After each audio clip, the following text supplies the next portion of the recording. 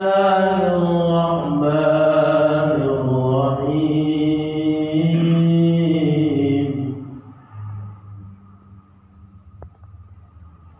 إنا أنزلناه في ليلة القدر وما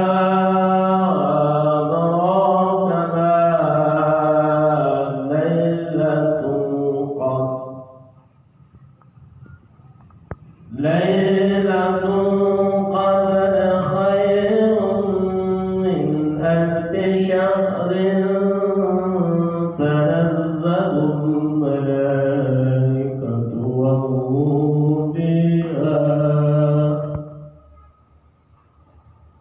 تنزل الملائكة والروح فيها بإذن ربهم من كل أمر سلام هي حتى مطلع الفجر صدق الله العظيم.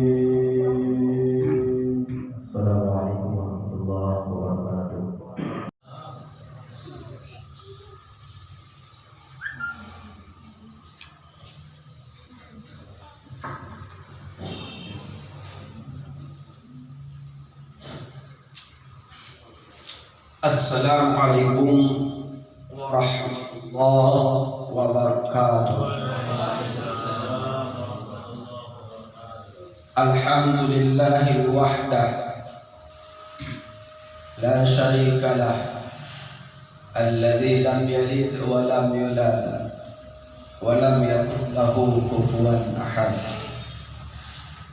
Allahumma salli wa sallim wa barik ala sayyidina wa nabiyyina wa habibina wa syafi'ina wa qurrati a'yunina Muhammadin wa ala alihi wa ashabihi ajma'in, amma ba'd.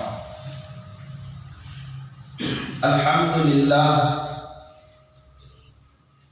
pertama sekali kita sanjungkan kehadiran Allah Subhanahu wa ta'ala sebagai ungkapan syukur atas nikmat yang diberikan kepada kita bersama, nikmat yang begitu besar, kesempatan berpuasa di bulan Ramadan pada tahun ini, ketetapan iman dan keteguhan Islam yang masih melekat di dalam jiwa kita, serta kecintaan terhadap nahdlatul ulama yang tidak pernah lekang oleh masa. Salawat dan salam ke ruh junjungan kita Nabi Muhammad sallallahu alaihi wasallam, junjungan alam, uswatun hasanah, contoh yang sangat baik, ikutan yang sangat baik bagi siapa saja di antara kita yang menginginkan kehidupan yang sukses di dunia juga sukses di akhirat. Maka contoh terbaiknya adalah diri pribadi baginda Muhammad sallallahu alaihi wasallam. Karena beliau di samping sebagai utusan Allah juga sebagai contoh ikutan dan tauladan yang sengaja Allah persembahkan untuk umat manusia demi mencapai kesuksesan hidupnya di dunia dan di akhirat nantinya. Kemudian yang kami hormati al-mukarram wal muhtaram, jajaran ayahanda guru di jajaran Suriah PCNU Mandailing Natal, dan juga al-mukarram wal muhtaram ayah-ayahanda kita di jajaran PJ Tampiz Nahdlatul Ulama Mandailing Natal. Juga yang saya hormati Ayahanda MWC yang hadir pada kesempatan ini, dan juga sahabat-sahabat pengurus PC Ansor Mandailing Natal yang terus semangat, giat berjalan dan melangkah walau penuh gelombang, tantangan dan rintangan yang dihadapi di dalam memperjuangkan Nahdlatul Ulama ini, tetapi tetap tegar di dalam gugusan terdepan untuk meneruskan cita-cita perjuangan Nahdlatul Ulama. Dan juga sahabat-sahabat Ibnu dan IPPNU serta PMII dan seluruh Banom Nahdlatul Ulama yang tidak mungkin dapat saya sebutkan satu persatu pada kesempatan ini.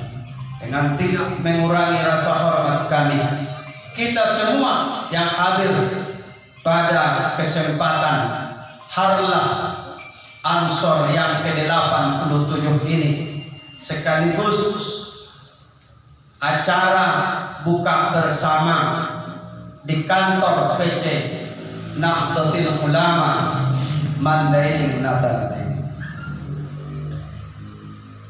Hadirin sidang jamaah buka bersama dan juga Harlah Ansor yang ke-87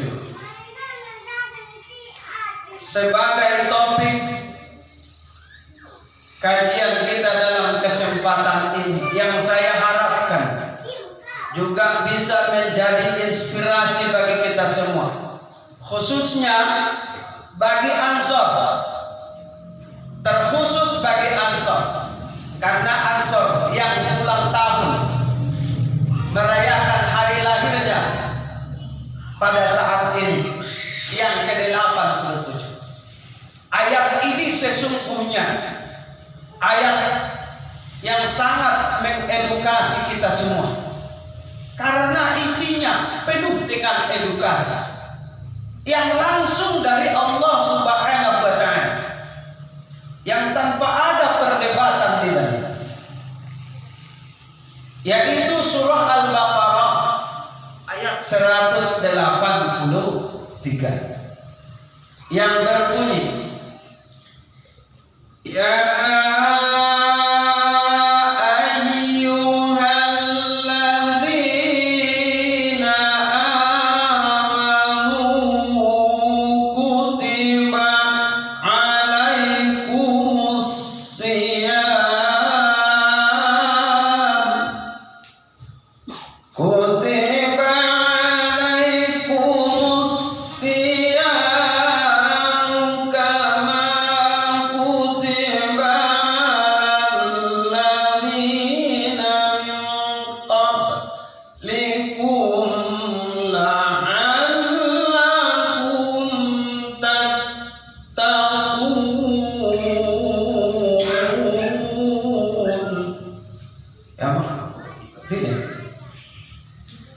ayat ini di samping sebagai ayat landasan mewajibkan berpuasa, tetapi ayat ini juga mengandung makna dan tujuan edukatif dari Allah Subhanahu wa Ta'ala, bagaimana kita melangkah melakukan satu perbuatan termotivasi atas dasar apa, agar setiap langkah kita benar-benar sampai ke tujuan kesuksesan, mencapai harapan yang cemerlang di masa yang depan. Ayat ini memang mewajibkan berpuasa. Puasa ada 3 faktor yang dijelaskan di sini. Yang pertama adalah menjelaskan tentang kewajiban berpuasa. Yang kedua, ending dari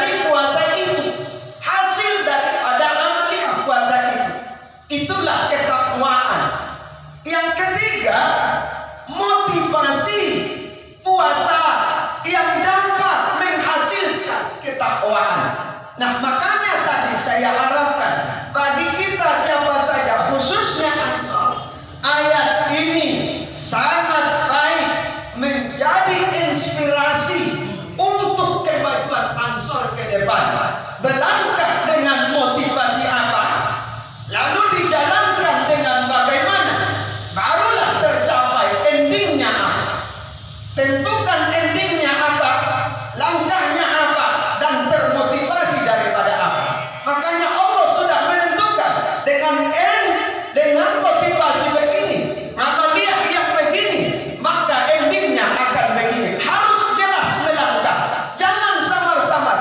Kita harus punya program yang jelas, program yang terang, agar kita bisa melangkah dengan tepat dan benar, penuh dengan perhitungan, tidak salah langkah. Maka berpuasa pun begitu. Yang pertama kita diwajibkan berpuasa. Puasa yang termotivasi dari mana? Dari iman. Makanya di dalam ayat ini yang mendapatkan seruan berpuasa tidak menggunakan ayyuhal muslimun, tetapi ya ayyuhal ladina amanu, orang-orang yang beriman. Iman secara maknanya banyak tafsirannya, banyak pemaknaannya. Kalau kita belajar dari aqaid, an-nu'minu billah wa bi malaikatihi wa bi kutubihi wa bi rusulihi wal yaumil akhir. Kalau kita datang dari hadis Rasul dalam menafsirkan man shoma ramadhana imanan wa ihtisaban ghufira lahu ma taqaddama min dzambi. Al-iman al-ikhlas. Iman itu adalah keikhlasan. Artinya puasa yang dapat menghasilkan ketakwaan harus berdasarkan keikhlasan, harus berdasarkan keimanan. Setiap langkah yang dapat menghasilkan kesuksesan, hasil yang cemerlang di hari depannya, di hari yang akan datangnya, harus berlandaskan keimanan, kebersihan, kemurnian, ketulusan jiwa kita di dalam setiap langkah yang akan kita langkahkan.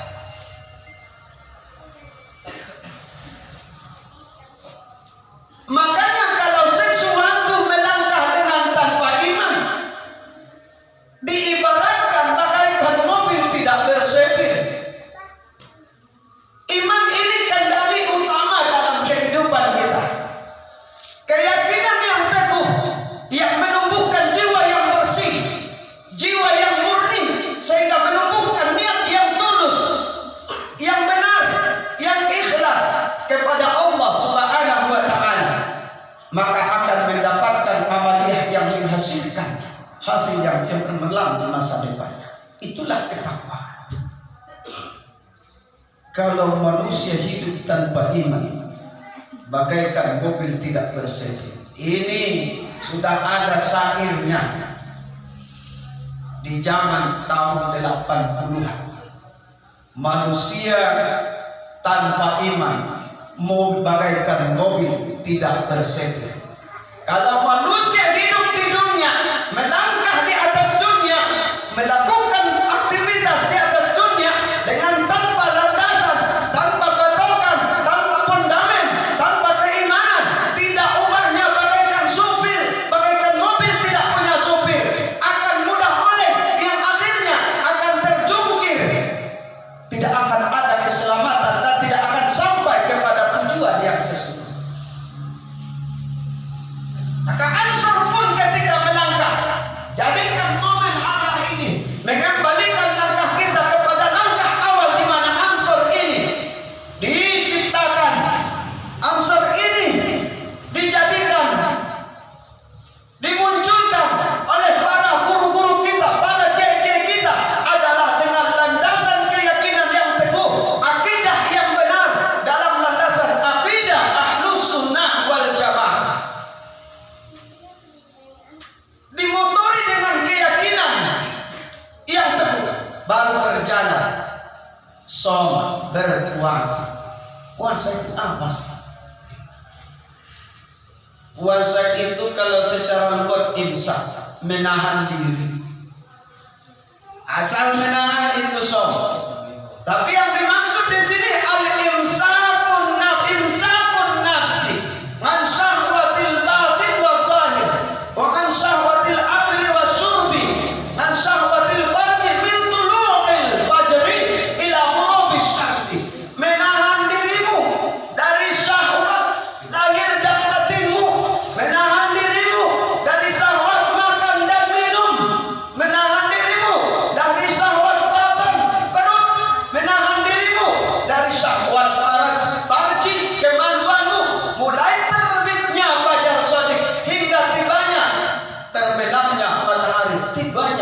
saat berbuka puasa.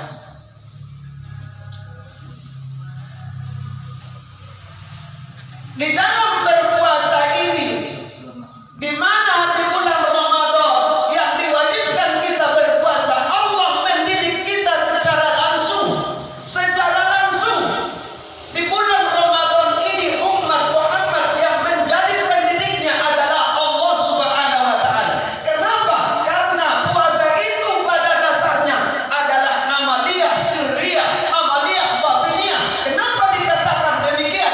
Karena orang yang berpuasa bisa saja dia makan, bisa saja dia minum. Orang tidak tahu kalau dia makan, orang tidak tahu kalau dia minum, tetapi dia tetap mengaku berpuasa.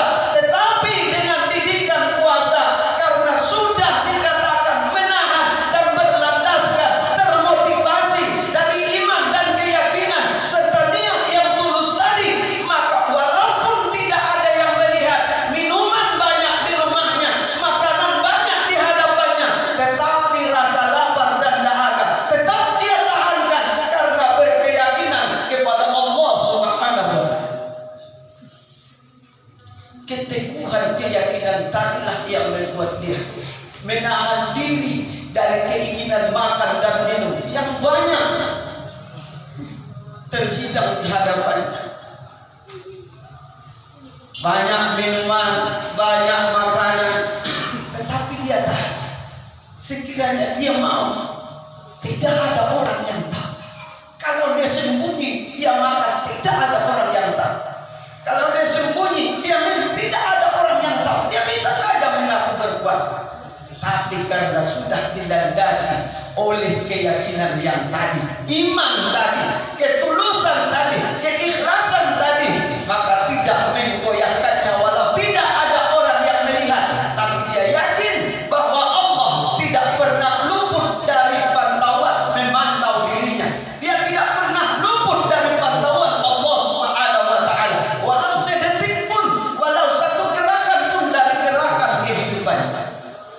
Maka inilah Ansor harus melangkah berkeyakinan, melangkah dengan keyakinan niat yang tadi, kemudian agar terjaga dari segala hal yang dapat merusakkan, yang menggagalkan cita-cita kita, mewujudkan kesuksesan, sehingga sampainya dakwah ke tengah-tengah umat dengan dakwah yang rahmatan lil alamin, yang mengingatkan dan membangkitkan gairah dan semangat kecintaan manusia terhadap agama Islam ini, baik yang dia adalah umat Islam sendiri maupun dia yang tidak masuk Islam tetapi dia simpatik dengan Islam karena keindahan Islam yang kita bawa, keindahan Islam yang kita ajarkan, sebagaimana yang diajarkan dan diamalkan, dibawakan oleh baginda Muhammad SAW serta para ulama-ulama kita, para masyaikh kita yang penuh dengan keteduhan, penuh dengan ketenangan, penuh dengan kasih sayang, penuh dengan solidaritas, semangat kebersamaan. Itu yang diajarkan di dalam Ramadan. Apabila itu yang kita lakukan, la'allakum tattaqun, pastilah kamu akan mencapai kesuksesan. Manusia-manusia yang bertakwa, manusia-manusia yang sesungguhnya, hamba-hamba Allah yang sebenarnya, yang betul-betul merasakan punya rasa takut kepada Tuhannya dimanapun dan kapanpun dia berada. Bila ada aktivis, para aktivis yang memiliki rasa takut dan keyakinan yang teguh kepada Allah, sehingga dimanapun kita, kemanapun kita, apapun aktivitas kita, selalu berkeyakinan dalam pantauan Allah Ta'ala dan berkeyakinan takut atas pengetahuan Allah kepada kita, penglihatan Allah yang tidak pernah lepas dari kita, sehingga kita tetap dalam langkah yang lurus, langkah yang benar, tidak pernah melenceng dalam kehidupan kita, maka tercapailah kesuksesan. Karena makna takwa itu sendiri, bila kita datang dari makna takwa yang dinyatakan oleh Sayyidina Ali, at-taqwa wal khawfu minal jalil wal amal bil tanzil wal qana'atu bil qalil wal istihdad li yaumir rahim. Takwa itu adalah manusia yang punya rasa khauf yang benar, yang sungguh-sungguh di dalam hatinya kepada Allah, baik dia sendiri maupun di waktu ramai, baik di waktu siang maupun di waktu malam, pagi maupun sore, dimanapun dia berada, dalam ketika beraktivitas ataupun tidak beraktivitas, dia tetap memiliki rasa khauf kepada Allah Subhanahu wa Ta'ala dan terus berkomitmen menjalankan segala aktivitas kehidupannya sesuai dengan konsep-konsep yang telah diturunkan oleh Allah Subhanahu wa Ta'ala, aturan-aturan yang telah dibawa baginda Rasulullah SAW, yaitu yang ada dalam Al-Quran dan sunnah baginda Rasulullah SAW. Apabila itu yang terjadi, al-qanaah, akan muncullah sifat-sifat qanaah, sifat-sifat yang menerima apa adanya, bagaimana datangnya rezeki, tidak ragus, siap menerima bagian yang telah ditentukan oleh Allah Subhanahu wa Ta'ala, dan tetap berkeyakinan bahwa kita semua telah ditetapkan bahagiannya masing-masing di dalam kehidupan kita di atas dunia ini. Jadi ansur itu harus banyak qanaahnya, sedikit tapi barokah, banyak tapi barokah, daripada sedikit hasil merampas pula. Inna lillahi wa inna ilaihi. Ansur tidak boleh begitu, sedikit berkah, banyak berkah. Karena apa? Itu hasil qanaah, menerima bagian yang diberikan dan yang sudah ditentukan dengan ikhtiar apa yang dilakukan, usaha apa yang dilakukan sesuai dengan peraturan, wal amal bil tanzil, menjalankan sesuai peraturan perundang-undangan, baik undang-undang negara maupun undang-undang agama kita, tidak pernah melenceng. Wal istihdad yaumir rahim, dan selalu berkomitmen semua langkah, semua pekerjaan yang kita lakukan adalah mempersiapkan bekal kita di masa yang nanti, di masa yang abadi, di masa kehidupan akhirat nanti. Dunia ini artinya ansur itu harus tetap sadar sebagaimana bagaimanapun kita hidup di atas dunia akan tetap berakhir dengan kematian, yang kematian itu sendiri akan berpuncak kepada kehidupan akhirat, kehidupan yang abadi, yang jawabannya adalah dua, sengsara ataukah bahagia, celaka ataukah beruntung, surga ataukah neraka. Harus tetap berkeyakinan. Jadi kita tidak termotivasi duniawi semata, kita melangkah dalam dunia, tetapi langkah dunia yang kita tempuh adalah untuk raihan mendapatkan kehidupan akhirat yang cemerlang nanti. Itulah ketika aktivitas kita, langkah kita di atas dunia dimulai dengan motivasi keimanan, kemudian dijalankan sesuai dengan peraturan yang ada dalam filosofi puasa tadi, sangat indah dan sangat bagus, akan menghasilkan ketakwaan tadi. Itulah yang dimaksud kita dididik di bulan puasa ini, selama Ramadan ini dengan berpuasa, agar kita semua menjadi hamba-hamba Allah yang tunduk dan patuh kepada Allah Subhanahu wa Ta'ala, yang tidak pernah satu detik, satu langkah, satu kedipan mata kita pun yang terlepas dari ketundukan dan ketakwaan serta kepatuhan kita kepada Allah Subhanahu wa Ta'ala. Saudara-saudara hadirin sidang jamaah, pengajian penyambutan berbuka puasa dan hari lahir Nahdlatul Ulama. Inilah sebetulnya sangat bagus ayat ini. Apabila kita mau mengkaji dari segi edukasinya, bimbingannya, tuntunannya, ayat yang begitu indah menjadi filosofi kehidupan bagi kita, pegangan kehidupan dasar kehidupan dalam melangkah, mengarungi setiap langkah kita untuk mewujudkan cita-cita kita, meraih cita-cita besar yang kita harapkan, yang juga merupakan cita-cita besar dari para masyayikh kita, para guru-guru kita, menyampaikan dakwah Islam ini, menyampaikan agama ini ke tengah-tengah umat dengan penuh keteladanan, penuh dengan keilmuan, penuh dengan kasih sayang, penuh dengan keramah tamahan yang diajarkan oleh ibadah puasa, penuh dengan sikap solidaritas baik kepada sesama kita yang seagama, sesama di antara kita yang berbeda agama, di antara kita dengan bangsa dan negara kita. Agama dan bangsa tidak pernah berlawanan, tetapi agama dan bangsa dua sejoli yang tidak terpisahkan, yang tetap harus sealur selangkah, barulah bisa berjalan sukses. Kalau agama saja tidak akan pernah dapat hidup, karena agama hanya dapat hidup di dalam satu negara. Sebaliknya, negara saja tanpa adanya agama akan amburadul, akan morat-marit, karena tidak ada aturan, tidak ada etika yang membangunnya.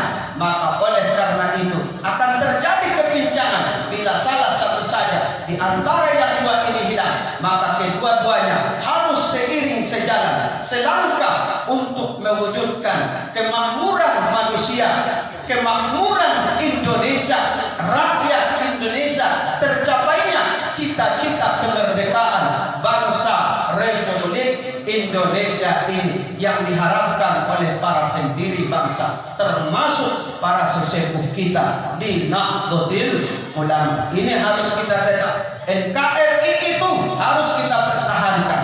4 pilar bangsa itu harus kita pegang teguh sebagai warga negara, dan itu wajib sebagai warga negara, dan bisa wajib menurut hukum agama, karena al-adatul muhakkamah, hukum negara, hukum kesepakatan yang bisa membawa maslahah yang lebih besar diadopsi oleh hukum agama, maka dia juga bisa menjadi wajib dalam pandangan syariat. Artinya ketika kita melanggarnya sama juga berarti dengan melanggar ajaran syariat agama. Tidak betul dan tidak benar kalau negara kita ini bertentangan dengan agama, asas-asas negara kita bertentangan dengan agama. Sungguh tidak benar, dan itu pembodohan. Sungguh negara Republik Indonesia ini adalah negara yang diselaraskan dengan agama, bukan agama yang diselaraskan dengan negara, tapi negara yang diselaraskan dengan agama. Makanya Indonesia ini dapat bertahan dari segala bentuk benturan-benturan yang ingin menghancurkan bangsa ini, rakyat Indonesia ini, tetapi tetap teguh berdiri di atas bumi NKRI. Kita tetap bersama. Berbagai cara dilakukan, penjajahan demi penjajahan dilakukan, NKRI tetap berdiri dan jaya. Rakyatnya tetap bersama, karena bangsa dan agama dibangun secara bersama-sama. Ada keharmonisan antara agama dan bangsa. Itulah keelokan bangsa Republik Indonesia. Ini yang harus kita sampaikan. Tugas kita Ansor menyampaikan kepada saudara-saudara kita bagaimana dikotori pemikiran-pemikiran saudara-saudara kita. Banyak dikotori pemikiran mempertentangkan antara agama dan bangsa. Kita harus menjadi gugus terdepan, menyatakan dengan berani dan yakin Indonesia negara yang tidak bertentangan dengan agama. Indonesia adalah yang diselaraskan dengan agama, dan agama yang sangat dihargai dan dihormati dan dijadikan di tempat yang tinggi di dalam negara Republik Indonesia. Demikian saja yang dapat saya sampaikan dan pada kesempatan ini. Semoga dari apa yang saya sampaikan ini bermanfaat bagi kita semua. Demikian saja. Assalamualaikum warahmatullahi wabarakatuh.